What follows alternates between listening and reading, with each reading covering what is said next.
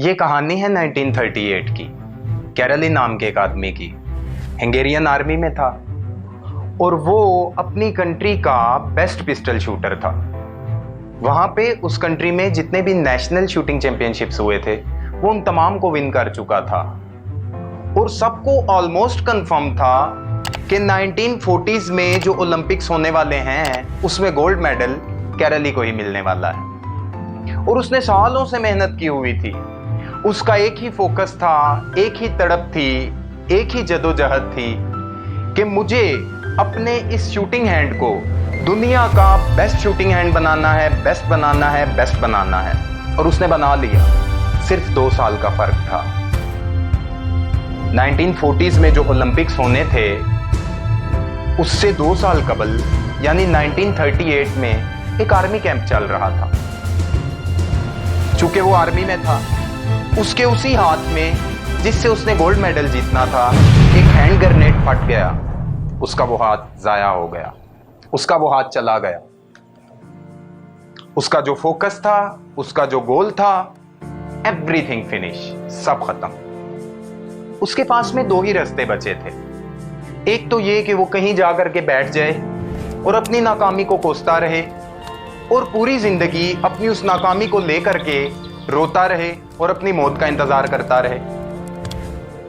और दूसरा ये कि वो उसको पकड़ करके रखे कि जो उसका फोकस था, जो उसका टारगेट था, जो उसका मिशन था कि उसने अपने शूटिंग हैंड को दुनिया का बेस्ट शूटिंग हैंड बनाना है, उसने ओलंपिक्स में गोल्ड मेडल जीतना है, तो उसने पकड़ के रखा उसको जो उसके पास था और भूल गया उसको जो उसके पास नहीं था। और उसके पास में क्या था?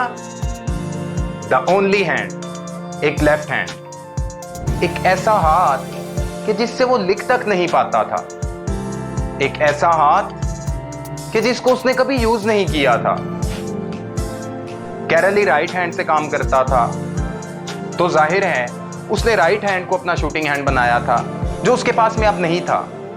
लेकिन उसने फोकस किया उस पे जो उसके पास था, और उसके पास क्या था?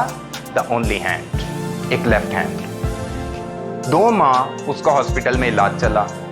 After completion of his treatment वो जब वापस आया तो उसने अपने लेफ्ट हैंड से प्रैक्टिस शुरू कर दी। उसने दिन देखा ना रात देखी, प्रैक्टिस करता गया। और याद रखिएगा, प्रैक्टिस मेक्स मैन परफेक्ट। उसने दिन रात एक कर दी क्योंकि उसका फोकस क्लियर था, उसका गोल क्लियर था कि मुझे करना क्या है। 1 साल दिन रात एक करने के बाद वो वापस अपनी गेम की तरफ पलटा। वहीं पे उसके अपने कंट्री में एक नेशनल चैंपियनशिप चल रही थी पिस्टल शूटिंग की। वहां पे बहुत से पिस्टल शूटर्स आए हुए थे। उन्होंने कैरली को देखा तो चौंक से गए और एक दूसरे को कहने लगे कि ये होता है स्पोर्टमैन स्पिरिट, ये होता है जज्बा, कि देखो कैरली के साथ क्या हुआ। वो बेचारा अपना ख्वाब भी पूरा ना कर सका और आज हमें देखने आया है, हमारा हौसला बढ़ाने आया है। हमारे हौसलों को बढ़ाने आज वो इंसान आ गया है कि जिसका अपना ख्वाब अधूरा रह गया। कैरली उनके पास जाता है और उनसे कहता है, बात सुनो मेरी, मैं यहाँ पे तुम्हें देखने नहीं आया हूँ, ना ही तुम्हारा हौसला बढ़ाने आया हूँ। मैं तुमसे लड़ने आया हूँ, तैयार हो जाओ। मुकाबला शुरू होता है और फिर जब मुकाबला अपने इख्तिताम को पहुंचता है तो कौन जीतता है? Yes, the man with only hand, कैरली जीत गया। लेकिन उसका फोकस ये नहीं था। उसका फोकस सिर्फ उस कंट्री का बेस्ट शूटिंग हैंड बनाना नहीं था अपने हाथ को। उसका फोकस था पूरी दुनिया का बेस्ट शूटिंग हैंड। कैरली अपने शूटिंग हैंड को बनाना चाहता था। कैरली गोल्ड मेडल जीतना चाहता था। उसने अपने सारे का सारा फोकस उठा करके डाल दिया 1940s में जो ओलंपिक्स होने वाले थे। दिन रात एक की, मेहनत की, मुकम्मल जदोजहद की और हमा वक्त तैयार हो गया उस लम्हे के लिए कि जब उसको अपने उस शूटिंग हैंड को दुनिया का बेस्ट शूटिंग हैंड बनाना था। 1940s में जो ओलंपिक्स होने वाले थे, वर्ल्ड वार की वजह से वो ओलंपिक्स कैंसिल हो गए। कैरली फिर भी परेशान नहीं हुआ। उसने अपने सारे का सारा फोकस उठा करके डाल दिया 1944 में जो ओलंपिक्स होने वाले थे। उसने फिर से मेहनत शुरू की, उसने फिर से मशकें शुरू की, उसने फिर से एक्सरसाइजेज में हिस्सा लिया और अब की बार वो अपने ख्वाब के बहुत करीब था कि 1944 में जो ओलंपिक्स होने वाले थे वो भी वर्ल्ड वार की वजह से अगेन कैंसिल। उसने अपने सारे का सारा फोकस उठा करके डाल दिया 1948 में जो ओलंपिक्स होने वाले थे। 4 साल के बाद ओलंपिक कंपटीशन होता है। 1938 में उसकी एज थी 28 ईयर्स और 1938 में उसकी एज हो चुकी थी 38 ईयर्स। और ये जो नए लोग निकल करके आते हैं, ये जो यंगस्टर्स निकल करके आते हैं, इनको एक 38 ईयर ओल्ड होकर कंपीट करना बहुत मुश्किल सा लगता है। लेकिन मुश्किल नाम का ये वर्ड कैरली की डिक्शनरी में था ही नहीं। 1948 में ओलंपिक्स हुए, मुकाबले शुरू हुए और जब मुकाबले अपने इख्तिताम को पहुंचे तो कौन जीता? Yes, the man with only hand, कैरली जीत गया। अचीव कर लिया उसने अपना टारगेट, उसने अपना ख्वाब पूरा कर लिया। वो कहते हैं ना, ख्वाब वो नहीं होते जो हम सोते हुए देखते हैं, अरे ख्वाब तो वो होते हैं जो हमें सोने नहीं देते।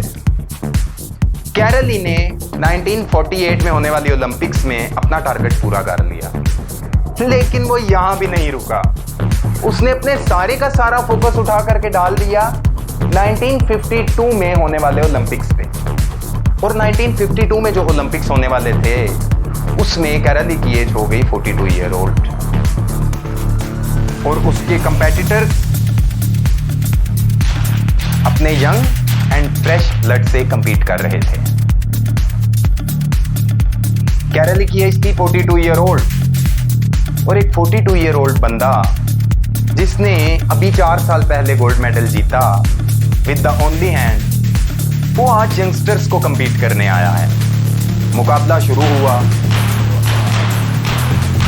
और जब मुकाबला अपने इख्तिताम को पहुंचा तो ओलंपिक्स की दुनिया की हिस्ट्री चेंज हो चुकी थी। इस पर्टिकुलर कंपटीशन में कैरली से पहले आज तक किसी और एथलीट ने 2 बार लगातार मेडल नहीं जीता था। कैरली वो पहला इंसान था जिसने ओलंपिक्स की हिस्ट्री को तहस नहस कर दिया, ओलंपिक्स की हिस्ट्री चेंज करके रख दी।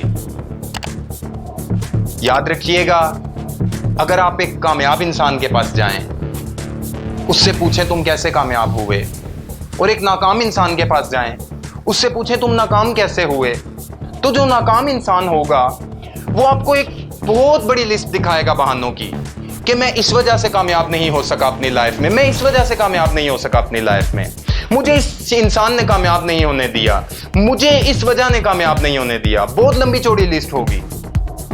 जबकि उसके बरक्स आप विनर के पास चले जाएं, आप एक कामयाब इंसान के पास चले जाएं और उससे पूछें कि आप कामयाब कैसे हुए, उसके पास भी एक लिस्ट होगी वो ना करने की जो वो करना चाहता है, लेकिन उसके पास सिर्फ एक रीजन होगी उसकी जो वो करना चाहता है और वो कर जाए।